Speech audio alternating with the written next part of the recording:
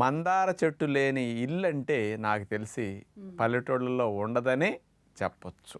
ఆ మందార ఆకులు, ఆ మందార పువ్వులు అందరి జుట్టు పాలిట ఒక వరం అని చెప్పొచ్చు. చాలామంది మందార పువ్వులు, మందార ఆకులు ఏదో రసాలు తీసి పెడుతుంటే ఏదో పిచ్చి జనాలు ఏది పెడితే అది పుస్తే వస్తాయి అనుకునేవాడిని నేను కూడా.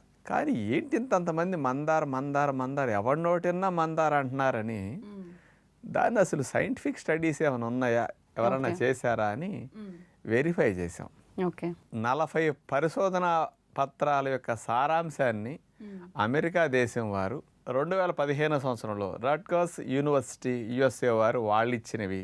ఇంకొక స్పెషల్ది తెల్ల జుట్టు రాకుండా నలుపుగా ఎక్కువ రోజులు ఉండేటట్టు మందారాకులు చేస్తున్నాయని central leather research institute Chennai వారు 2003 సంవత్సరంలో పరిశోధన చేసి మందారాకుల మీద స్పెషల్గా ఇవ్వటం జరిగింది.